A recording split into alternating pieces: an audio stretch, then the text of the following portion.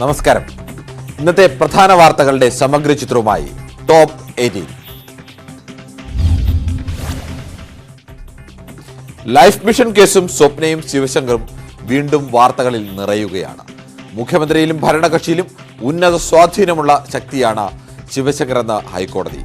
Life mission കേസിൽ സ്വപ്നയ്ക്ക് നിർണായകമായ പങ്കെന്നും എന്തുകൊണ്ടാണ് സ്വപ്നയെ അറസ്റ്റ് ചെയ്യാത്തതെന്നും കോടതി ചോദിച്ചു. ശിവശങ്കറിന്റെ ജാമ്യം തള്ളിക്കൊണ്ടുള്ള ഉത്തരവിലാണ് ഹൈക്കോടതിയുടെ ഗുരുതരമായ പരാമർശങ്ങൾ. അറസ്റ്റിനും ജയിൽവാസത്തിനും ശേഷം സർക്കാരിലെ സുപ്രധാന പദവിയിൽ എം ശിവശങ്കർ തിരിച്ചെത്തിയത് ഓർക്കണമെന്ന ജാമ്യ ഹർജി തള്ളിക്കൊണ്ടുള്ള ഉത്തരവിൽ ഹൈക്കോടതി ചൂണ്ടിക്കാട്ടി. വിരമിക്കുന്നതുവരെ ശിവശങ്കർ ഈ തസ്തികയിൽ തുടർന്നു. ശിവശങ്കറിന്റെ കുറ്റകൃത്യത്തിലെ പങ്കാളിത്തം സംബന്ധിച്ച ആരോപണങ്ങൾ നിലനിൽക്കുന്നതിനിടെയായിരുന്നു നിയമനം. ശിവശങ്കറിന്റെ സ്വാധീനമാണ് ഇത് വ്യക്തമാക്കുന്നതെന്നും കോടതി ചൂണ്ടിക്കാട്ടി. ശിവശങ്കർ തെളിവുകൾ നശിപ്പിക്കാനും സാക്ഷികളെ സ്വാധീനിക്കാനും സാധ്യതയുണ്ടെന്ന് ഉത്തരവിൽ കോടതി വ്യക്തമാക്കി. ഭരണകക്ഷിയിൽ പ്രത്യേകിച്ച് മുഖ്യമന്ത്രിയിൽ ശിവശങ്കറിന് നിർണായക സ്വാധീനമുണ്ടെന്നും ഹൈക്കോടതി നിരീക്ഷിച്ചു. സ്വപ്നയെ അറസ്റ്റ് ചെയ്യാത്തതെന്ന സുപ്രധാന ചോദ്യവും ഇഡിയോട് ഹൈക്കോടതി ചോദിച്ചു. സ്വപ്നയടക്കമുള്ള മറ്റ് പ്രതികളുടെ സജീവ പങ്കാളിത്തം ബോധ്യപ്പെട്ടിട്ടും നടപടിയുണ്ടാകാത്തത് ആശ്ചര്യപ്പെടുത്തുന്നെന്നും ഹൈക്കോടതി ചൂണ്ടിക്കാട്ടി. ന്യൂസ് 18 കൊച്ചി. BJP അനുകൂല നിലപാടിൽ കർദിനാൾ ആലഞ്ചേരിയെ അതിരൂക്ഷമായി വിമർശിച്ച് CPM. തലശ്ശേരി രൂപതാ ബിഷപ്പ് ജോസഫ് പംപ്ലാനിയും കർദിനാൾ ജോർജ് ആലഞ്ചേരിയും BJP സമ്മർദ്ദത്തിന് വഴങ്ങുന്നുവെന്നാണ് CPM മുഖപത്രം പീപ്പിൾസ് ഡെമോക്രസിയുടെ വിമർശനം. ക്രിമിനൽ കേസ് നേരിടുന്ന കർദിനാളാണ് BJPയെ പിന്തുണയ്ക്കുന്നത്. EDയുടെ വലയിലും കർദിനാളുണ്ട്. അന്വേഷണ ഏജൻസിയെ ഉപയോഗിച്ച് മത നേതാക്കളെ ഒപ്പം നിർത്താനുള്ള ശ്രമമാണ് BJP നടത്തുന്നത്. കേരളത്തിൽ മാത്രമല്ല മറ്റു പല സംസ്ഥാനങ്ങളിലും ഇത്തരം ശ്രമം നടക്കുന്നുണ്ട്. വിദേശ ഫണ്ടിന്റെ വിഷയത്തിലും സഭകളെ സമ്മർദ്ദത്തിലാക്കുന്നുണ്ട്. ഇത്തരം സമ്മർദ്ദങ്ങൾക്ക് മതമേലധ്യക്ഷന്മാർ വഴങ്ങുന്നുവെന്ന് പീപ്പിൾസ് ഡെമോക്രസി ആരോപിക്കുന്നു. ലേഖനത്തിൽ വിചാരധാരയുടെ ക്രിസ്ത്യൻ വിരോധവും എടുത്തു പറയുന്നുണ്ട്. നരേന്ദ്രമോദിയെ മികച്ച നേതാവെന്ന് പറഞ്ഞ കർദിനാൾ ജോർജ് ആലഞ്ചേരിയെ പിന്തുണച്ച് സിറോ മലബാർ സഭ അൽമായ വിഭാഗം. പുതുതലമുറയ്ക്ക് പ്രചോദനവും പ്രത്യാശയും നൽകുന്ന നേതാവാണ് നരേന്ദ്രമോദിയെന്ന് സഭാ അൽമായ സെക്രട്ടറി ടോണി ചിറ്റിലപ്പള്ളി പറഞ്ഞു. ക്രൈസ്തവർക്ക് കേരളത്തിൽ വലിയ അവഗണനയാണെന്നും സത്യദീപത്തിൽ ലേഖനത്തെ പുച്ഛിച്ചു തള്ളുന്നുവെന്നും അൽമായ സെക്രട്ടറി പ്രതികരിച്ചു. നമ്മൾ ഒരു ക്രൈസ്തവർ ദീർഘകാലമായിട്ട് കേരളത്തിൽ ക്രൈസ്തവർ അവഗണിക്കപ്പെടുന്ന ഒരു ജനവിഭാഗമാണ്. മാറി മാറി വരുന്ന സർക്കാരുകൾ ഭരിച്ചപ്പോൾ ഇന്നത്തെ ക്രൈസ്തവരുടെ അവസ്ഥ എന്താണ്? അപ്പോൾ ക്രൈസ്തവരെ സംബന്ധിച്ച് അവരെ പ്രോത്സാഹിപ്പിക്കുന്ന, അവരുടെ പ്രത്യയ ശാസ്ത്രങ്ങളെ, അവരുടെ പുരോഗതിയെ വളർത്തുന്ന ഏതെങ്കിലും ഒരു നേതാവ് മുൻപോട്ട് വന്നാൽ തീർച്ചയായിട്ടും ആ നേതാക്കളെ പിന്തുണയ്ക്കാനായിട്ട് ക്രൈസ്തവർക്ക് യാതൊരു മടിയുമില്ല. എന്നെ സംബന്ധിച്ചിടത്തോളം ശ്രീ നരേന്ദ്രമോദി ഒരു നല്ല നേതാവാണ്. അദ്ദേഹം കരിസ്മയുള്ള നേതാവാണ്. അദ്ദേഹം ഓരോ ഭാരതീയന്റെയും അഭിമാനമാണെന്ന് പറയാനായിട്ട് എനിക്ക് യാതൊരു മടിയുമില്ല. മലങ്കര ഓർത്തഡോക്സ് സഭ കുന്നംകുളം ഭദ്രാധിപൻ ഗീവർഗീസ് മാർ യൂസ്ലോസ് മെത്രോപൊലിത്തയെ തിരുത്തി സഭാധ്യക്ഷൻ. മലങ്കര ഓർത്തഡോക്സ് സുറിയാനി സഭയ്ക്ക് ഏതെങ്കിലും രാഷ്ട്രീയ പാർട്ടികളോട് അടുപ്പമോ വിരോധമോ ഇല്ലെന്ന് ബസേലിയോസ് മർത്തോമ മാത്യൂസ് തൃതീയൻ കത്തോലിക്ക ബാവ. മതേതരത്വത്തിൽ ഊന്നി പ്രവർത്തിക്കുന്ന ഏത് രാഷ്ട്രീയ പാർട്ടിയും സഭയുടെ സുഹൃത്തുക്കളാണെന്നും അദ്ദേഹം പറഞ്ഞു. മലങ്കര ഓർത്തഡോക്സ് സുറിയാനി സഭയ്ക്ക് പ്രത്യേകിച്ച് ഏതെങ്കിലും രാഷ്ട്രീയ പാർട്ടികളോട് അടുപ്പമോ വിരോധമോ ഇല്ല. മതേതരത്വത്തിൽ ഊന്നി പ്രവർത്തിക്കുന്ന ഏത് രാഷ്ട്രീയ പാർട്ടികളും മലങ്കര സഭയുടെ സുഹൃത്തുക്കൾ ആയിരിക്കും. മലങ്കര സഭാംഗങ്ങൾ വിവിധ രാഷ്ട്രീയ പ്രസ്ഥാനങ്ങളിൽ പ്രവർത്തിക്കുന്നവരാണ്. അവർക്ക് അതിനുള്ള സ്വാതന്ത്ര്യമുണ്ട്. അതുകൊണ്ട് തന്നെ സഭ പൊതുവായി ഏതെങ്കിലും രാഷ്ട്രീയ പാർട്ടിയോട് ആഭിമുഖ്യം പുലർത്തുന്ന ഒരു രീതി നിലവിലില്ല. എന്നാൽ ഇന്ത്യൻ മതേതരത്വത്തിന് ഭീഷണിയാകുന്ന എന്തു പ്രവർത്തനം രാഷ്ട്രീയ പ്രസ്ഥാനങ്ങളിൽ ഉണ്ടായാലും അതിനെ വിമർശിക്കുവാനും പ്രതിരോധിക്കുവാനും സഭ ശ്രമിക്കുന്നതാണ്. AN രാധാകൃഷ്ണന്റെ മലയാറ്റൂർ മലകയറ്റത്തിനെതിരെ BJP സംസ്ഥാന ഭാരവാഹി യോഗത്തിൽ വിമർശനം. മലകയറ്റം പരിഹാസ്യമായെന്നും ക്രൈസ്തവരെ ഒപ്പം നിർത്താൻ അവരുടെ ആചാരങ്ങൾ കയറി ഇടപെടുകയല്ല വേണ്ടതെന്നുമായിരുന്നു വിമർശനം. ശോഭാ സുരേന്ദ്രനെതിരെയും യോഗത്തിൽ പരോക്ഷ വിമർശനങ്ങൾ ഉയർന്നു. ദുഃഖവെള്ളിയാഴ്ചയാണ് BJP സംസ്ഥാന vice president AN Radhakrishnan Malayattoor മല കയറാനെത്തിയത്. എന്നാൽ മലകയറ്റം പൂർത്തിയാക്കാതെ രാധാകൃഷ്ണനും സംഘവും മടങ്ങുകയായിരുന്നു. രാധാകൃഷ്ണന്റെ നടപടിക്കെതിരെ സമൂഹമാധ്യമങ്ങളിലടക്കം വ്യാപക വിമർശനങ്ങൾ ഉയർന്നു. BJP സംസ്ഥാന ഭാരവാഹി യോഗത്തിലും സംഭവം ചർച്ചയായി. മലകയറ്റം പരിഹാസ്യമായെന്ന് വിമർശനം. ക്രൈസ്തവരുടെ വിശ്വാസമാർജിക്കാനുള്ള പ്രവർത്തനങ്ങളാണ് വേണ്ടത്. ക്രൈസ്തവ പുരോഹിതന്മാരെ കാണാൻ എല്ലാവരും കൂടി പോകേണ്ടതില്ലെന്നും അതിനായി ചുമതലപ്പെടുത്തുന്നവർ മാത്രം പോയാൽ മതിയെന്നും അഭിപ്രായമുയർന്നു. ശോഭാ സുരേന്ദ്രനെതിരെയും യോഗത്തിൽ പരോക്ഷ വിമർശനമുയർന്നു. കാളപെറ്റെന്ന് കേൾക്കുമ്പോൾ തന്നെ ചിലർ കയറെടുക്കുന്നുവെന്ന് സംസ്ഥാന അധ്യക്ഷൻ K. സുരേന്ദ്രൻ. സാഹചര്യം മനസ്സിലാക്കി നിന്നാൽ എല്ലാവർക്കും നല്ലതെന്ന മുന്നറിയിപ്പും. ചിലയാളുകൾ മാധ്യമങ്ങളുടെ വാക്കുകേട്ട് നേതൃത്വത്തിനെതിരെ പ്രതികരണം നടത്തുന്നുവെന്ന് കേരള പ്രഭാരി പ്രകാശ് ജാവ്ദേക്കറും കുറ്റപ്പെടുത്തി. That we are here to tell you the facts without checking the facts, and somebody who made comment also has done it without checking the facts. That is also important. മുസ്ലിം വിഭാഗത്തോട് അകൽച്ച കാണിക്കരുതെന്നും യോഗത്തിൽ അഭിപ്രായമുയർന്നു. പെരുന്നാളിന് കഴിയുന്നത്ര മുസ്ലിം ഭവനങ്ങളിൽ സമ്പർക്കം നടത്തണം. ഈസ്റ്ററിന് ക്രൈസ്തവ ഭവനങ്ങളിൽ എത്തിയതിന് സമാനമായി റംസാൻ ഉൾപ്പെടെയുള്ള ദിനങ്ങളിൽ മുസ്ലിം ഭവനങ്ങളിൽ ആശംസാ കാർഡുമായി പ്രവർത്തകരെ എത്തിക്കാനാണ് BJP ആലോചന. ന്യൂസ് 18 തിരുവനന്തപുരം. തലസ്ഥാനത്ത് അമ്മയുടെ മുന്നിൽ വെച്ച് യുവതിക്കു നേരെ ലൈംഗികാതിക്രമം. അട്ടക്കുളങ്ങരയിൽ റോഡ് മുറിച്ചു കടക്കാൻ ശ്രമിക്കുമ്പോഴാണ് ബൈക്കിലെത്തിയ പ്രതി അതിക്രമം നടത്തിയത്. പ്രതി തമിഴ്നാട് സ്വദേശി ഷിഹാബുദ്ദീനെ പോലീസ് പിടികൂടി. കഴിഞ്ഞ 10-ാം തീയതിയാണ് സംഭവം നടന്നത്. ബൈക്കിൽ രക്ഷപ്പെട്ട പ്രതിയെ 3-ാം ദിവസമാണ് ഫോർട്ട് പോലീസ് പിടികൂടിയത്. CCTV ദൃശ്യങ്ങൾ ഉപയോഗിച്ചുള്ള പരിശോധനയിലാണ് പ്രതിയെ കണ്ടെത്താനായത്. അതേസമയം തിരുവനന്തപുരം നഗരത്തിൽ ദിനംപ്രതി സ്ത്രീകൾക്കെതിരെയുള്ള അതിക്രമങ്ങൾ കൂടി വരികയാണ്. CCTV ക്യാമറ അടക്കം സ്ഥാപിച്ച് ഇവ തടയാൻ ശ്രമിക്കുകയാണെന്നാണ് പോലീസ് പറയുന്നത്.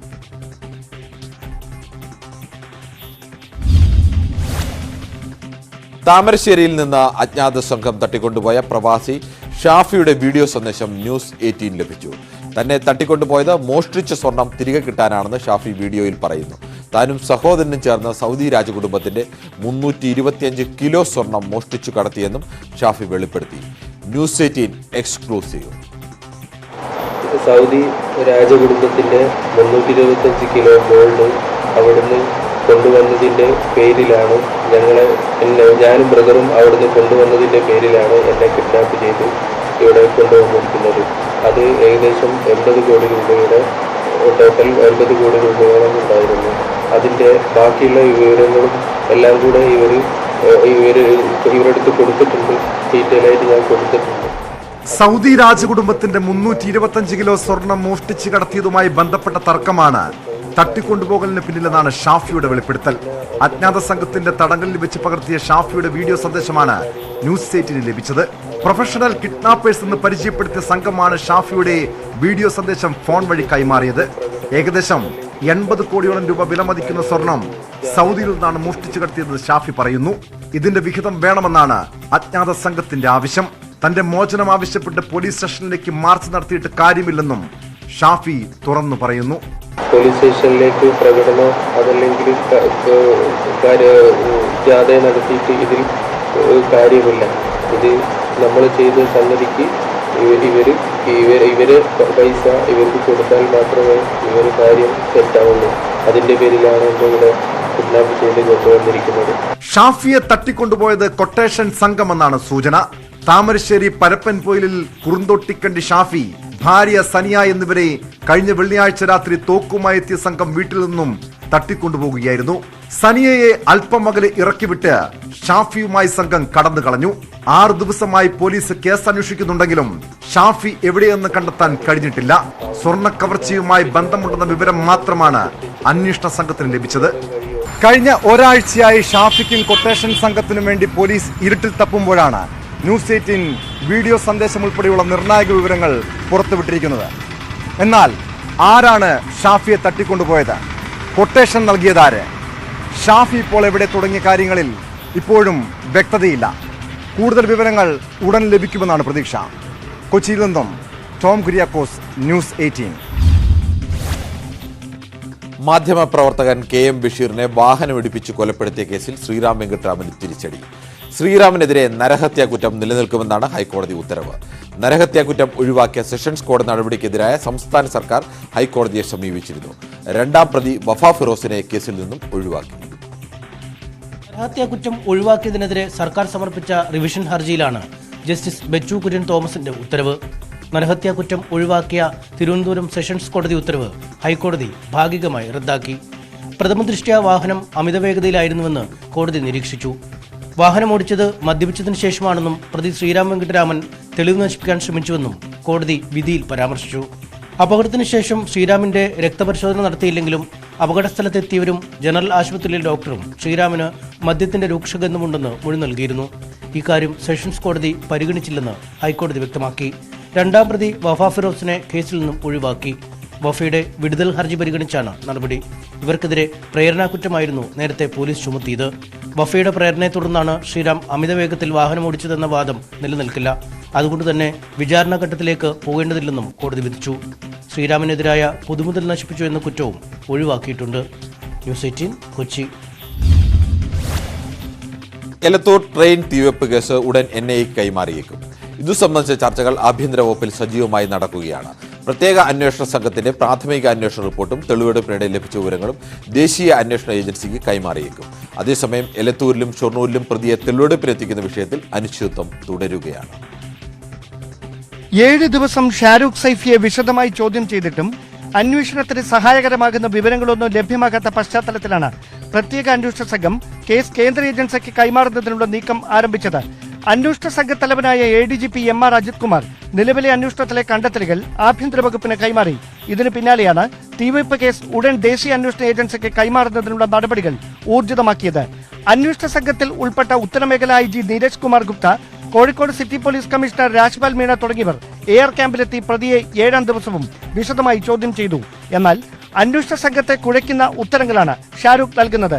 അതേസമയം തെലങ്കാന, മഹാരാഷ്ട്ര, കർണാടക സംസ്ഥാനങ്ങളിലെ ATS ഉദ്യോഗസ്ഥരും വിവരശേഖരണത്തിനായി കോഴിക്കോട് ക്യാമ്പ് ചെയ്യുകയാണെന്നാണ് വിവരം. എക്സിക്യൂട്ടീവ് എക്സ്പ്രസ് ട്രെയിനിന്റെ D1 കോച്ചിൽ ഷാരൂഖിനൊപ്പം സഹായികൾ ഉൾപ്പെട്ടിട്ടുണ്ടായിരുന്നു. സംഭവത്തിന്റെ ആസൂത്രണത്തിൽ മലയാളികൾക്ക് പങ്കുണ്ടോ തുടങ്ങിയ ചോദ്യങ്ങൾക്കുള്ള ഉത്തരം ദേശീയ അന്വേഷണ ഏജൻസി കേസ് ഏറ്റെടുക്കുന്നതോടെ വ്യക്തമാകുമെന്നാണ് സൂചന. കോഴിക്കോട് നിന്നും ഡാൻ കുര്യൻ, ന്യൂസ് 18. +2 കോഴക്കേസിൽ മുസ്ലിം ലീഗ് നേതാവ് KM ഷാജിക്ക് ആശ്വാസം. കേസിലെ FIR ഹൈക്കോടതി റദ്ദാക്കി. കണ്ണൂർ അഴീക്കോട്ടെ ഹയർ സെക്കൻഡറി സ്കൂളിൽ +1 ബാച്ച് അനുവദിക്കാൻ മാനേജ്മെന്റ് കയ്യിൽ നിന്നും 25 ലക്ഷം രൂപ കൈക്കൂലി വാങ്ങിയെന്നായിരുന്നു KM ഷാജിക്കെതിരെയുള്ള പരാതി. ഈ പരാതിയിൽ 3 വർഷം മുമ്പ് 2020-ലാണ് വിജിലൻസ് KM ഷാജിക്കെതിരെ കേസെടുത്തത്. ഈ കേസിൽ EDയുടെ തുടർ നടപടികളും ഹൈക്കോടതി തൽക്കാലത്തേക്ക് സ്റ്റേ ചെയ്തിരുന്നു. KM ഷാജിയെ 7 വർഷമായി LDF സർക്കാർ വേട്ടയാടുകയായിരുന്നുവെന്ന MK മുനീർ. റെയ്ഡ് എന്ന പേരിൽ വീട്ടിൽ കയറി പ്രശ്നങ്ങളുണ്ടാക്കി. മോദിയുടെ നയം തന്നെയാണ് പിണറായിയുടെയും. സർക്കാരിനെതിരെ എന്തു പറഞ്ഞാലും വേട്ടയാടുകയെന്നും MK മുനീർ പറഞ്ഞു. PSC ചോദ്യപേപ്പർ ചോർത്തിയ കേസിൽ പ്രതികൾക്കെതിരെ ക്രൈംബ്രാഞ്ച് നൽകിയ കുറ്റപത്രം കോടതി മടക്കി. തൊണ്ടിമുതലുമായി ബന്ധപ്പെട്ട രേഖകൾ വ്യക്തമല്ലെന്ന് കണ്ടെത്തിയാണ് കോടതിയുടെ നടപടി. തിരുവനന്തപുരം യൂണിവേഴ്സിറ്റി കോളേജിലെ SFI നേതാക്കളായിരുന്ന R Sivaranjith, AN Naseem, PB Pranav എന്നിവരാണ് കേസിലെ പ്രതികൾ. Civil police officer Gokul, Kallara സ്വദേശി സഫീർ എന്നിവരും കേസിൽ പ്രതികളാണ്. രേഖകളിൽ കൂടുതൽ വ്യക്തത വേണമെന്ന് കോടതി നേരത്തെയും നിർദ്ദേശിച്ചിരുന്നു. അടുത്തയാഴ്ച കുറ്റപത്രം സമർപ്പിക്കുമെന്ന് ക്രൈംബ്രാഞ്ച് അറിയിച്ചു. 2019 സിവിൽ പോലീസ് ഓഫീസർ തസ്തികയിലേക്ക് PSC നടത്തിയ പരീക്ഷയുടെ ചോദ്യപേപ്പർ ചോർത്തി എന്നാണ് ഇവർക്കെതിരെയുള്ള കേസ്. സ്ഥാനാർത്ഥി പട്ടികയ്ക്ക് പിന്നാലെ കർണാടക BJPയിൽ പൊട്ടിത്തെറി തുടരുകയാണ്. മുഡിഗിരെ MLA MB കുമാരസ്വാമി പാർട്ടിയിൽ നിന്നും രാജിവെച്ചു. 2ാം ഘട്ട സ്ഥാനാർത്ഥി പട്ടിക പ്രഖ്യാപിച്ചപ്പോൾ ദീപക് ദുബൈയേക്കാണ് BJP മണ്ഡലത്തിൽ സ്ഥാനാർത്ഥിയാക്കിയത്. സ്ഥാനാർത്ഥിത്വം നിഷേധിച്ചതിന് പിന്നിൽ BJP ദേശീയ ജനറൽ സെക്രട്ടറി CT രവിയാണെന്ന് കുമാരസ്വാമി ആരോപിച്ചു. സീറ്റ് നിഷേധിക്കപ്പെട്ടതിനെ തുടർന്ന് BJPയിൽ നിന്ന് രാജിവെച്ച കർണാടക മുൻ ഉപമുഖ്യമന്ത്രി ലക്ഷ്മി സവതി ഇന്ന് ഭാവി പരിപാടികൾ പ്രഖ്യാപിക്കും.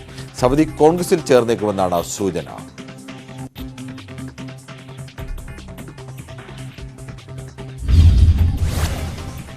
മറ്റു ചില പ്രധാനപ്പെട്ട വാർത്തകളിലേക്ക് കടക്കും മുമ്പ് ഒരു ചെറിയ ഇടവേള.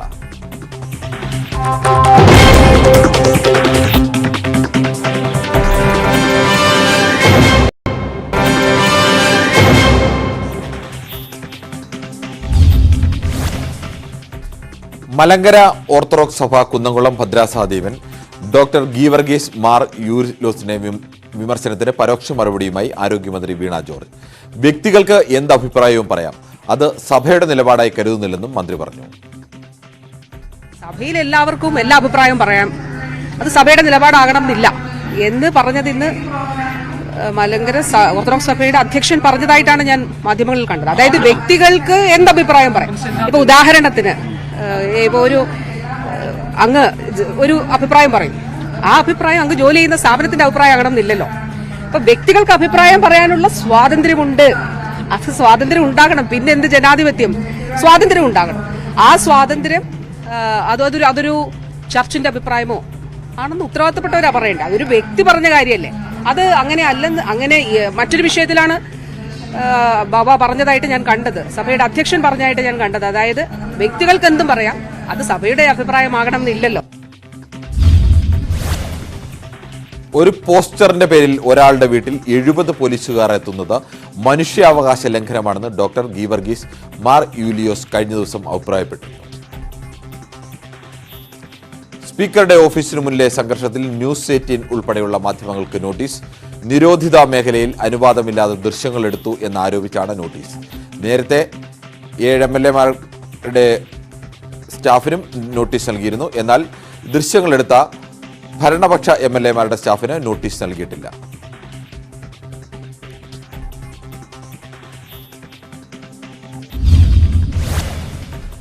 വൃദ്ധയായ അമ്മയെ മുറിയിൽ പൂട്ടിയിട്ട ശേഷം ഭിന്നശേഷിക്കാരിയായ മകളെ ബലാത്സംഗം ചെയ്തു എന്ന് പരാതി.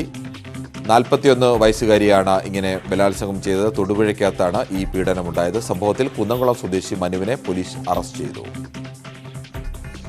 തൊടുപുഴ കരിങ്കുന്നത്താണ് മനസാക്ഷിയെ നടുക്കുന്ന സംഭവമുണ്ടായത്.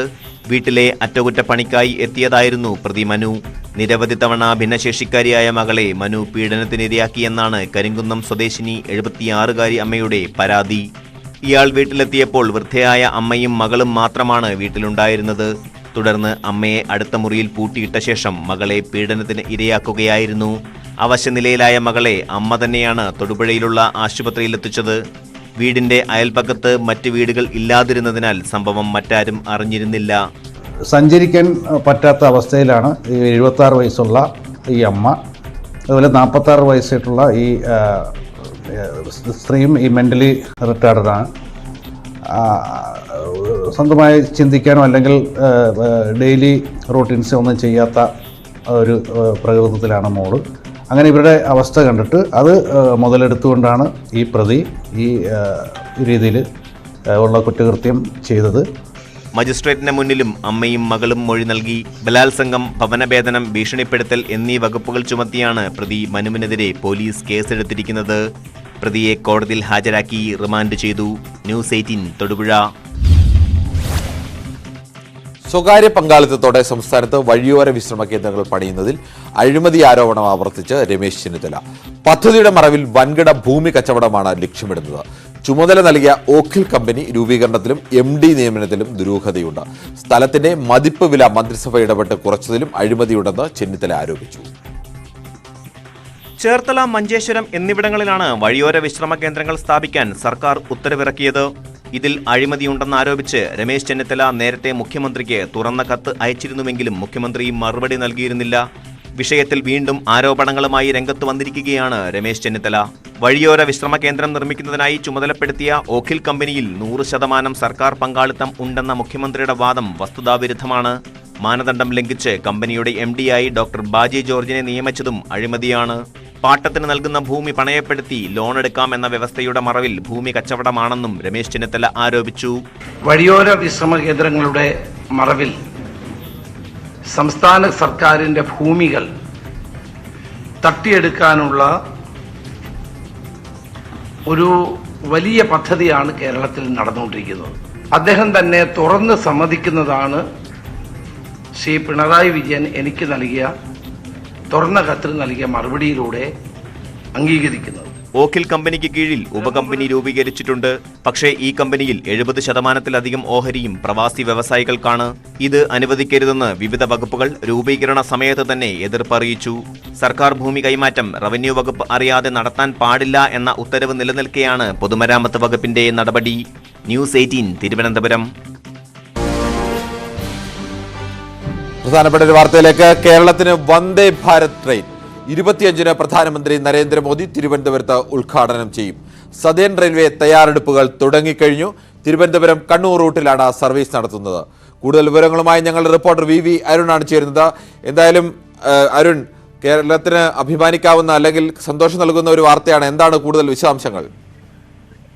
കിരൺ, കേരളം ഏറെ പ്രതീക്ഷയോടെ കാത്തിരുന്ന കേരളത്തിന്റെ വികസനത്തിന്, കേരളത്തിന്റെ വേഗത്തിന്, പുതിയ വേഗത്തിന് ഏറ്റവും പ്രധാനപ്പെട്ട ഒരു പദ്ധതിയുടെ പ്രഖ്യാപനമാണ് 25 നടക്കുമെന്ന് ഏറെക്കുറെ ഉറപ്പായിരിക്കുന്നത്. പ്രധാനമന്ത്രി നരേന്ദ്രമോദി 25-ന് തിരുവനന്തപുരത്ത് അദ്ദേഹം കൊച്ചിയിൽ BJPയുടെ യുവം പരിപാടിക്ക് എത്തുമെന്ന് നേരത്തെ അറിയിച്ചിരുന്നതാണ്. പക്ഷേ 25-ന് തിരുവനന്തപുരത്ത് എത്തുമെന്ന അറിയിപ്പാണ് ഇപ്പോൾ പുറത്തു വരുന്നത്.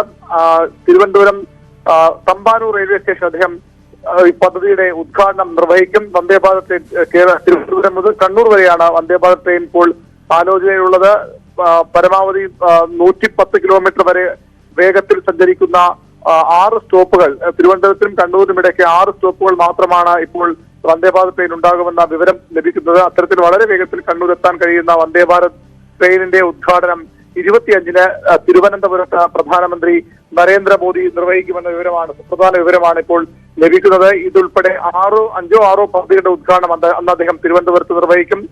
തിരുവനന്തപുരം റെയിൽവേ സ്റ്റേഷന്റെ നവീകരണ പ്രവർത്തനങ്ങൾ, വർക്കല റെയിൽവേ സ്റ്റേഷൻ നവീകരണം തുടങ്ങിയ പദ്ധതികളും ഇതിന്റെ ഭാഗമായി പ്രധാനമന്ത്രി ഉദ്ഘാടനം ചെയ്യുമെന്ന വിവരമാണ് ലഭിക്കുന്നത്. ഏറ്റവും പ്രധാനം വന്ദേഭാരത് ട്രെയിൻ കേരളത്തിൽ ലഭിക്കുന്നു എന്നുള്ളത് തന്നെയാണ്. നേരത്തെ സിൽവർ ലൈനുമായി ബന്ധപ്പെട്ട ചർച്ചകൾ വരുമ്പോഴൊക്കെ സംസ്ഥാനത്തിന് ആവശ്യം സിൽവർ ലൈൻ അല്ല, ഇത്തരം വേഗത്തിലോടുന്ന മറ്റ് സംവിധാനങ്ങൾ കേന്ദ്രം ഏർപ്പെടുത്തുമെന്ന ഉറപ്പ് BJP നേതൃത്വം പലതവണ പറഞ്ഞതാണ്. കേന്ദ്ര സർക്കാരിന്റെ ഭാഗമായുള്ളവരും അത്തരം വാഗ്ദാനങ്ങളും ഉറപ്പുകളും നൽകിയതും മറ്റു പല സംസ്ഥാനങ്ങൾക്കും വന്ദേഭാരത് അനുവദിക്കുമ്പോഴും കേരളത്തിന് എന്തുകൊണ്ട് അനുവദിക്കുന്നില്ല ചോദ്യം ഉയർന്നതാണ്. അന്നൊക്കെ കേരളത്തെ പരിഗണിക്കുമെന്ന ഉറപ്പാണ് BJP കേന്ദ്രങ്ങൾ, BJP നേതാക്കൾ പറഞ്ഞത്.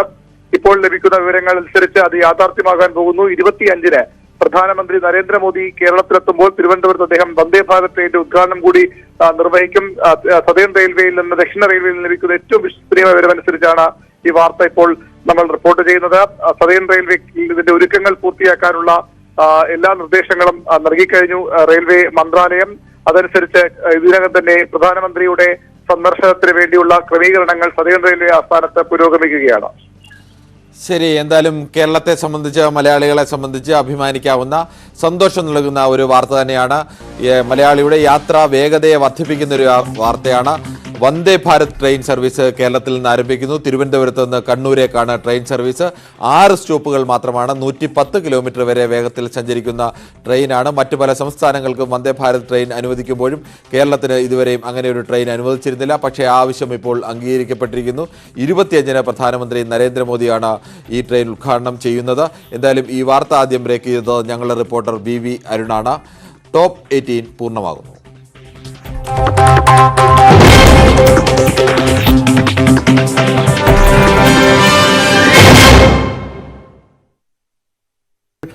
CPM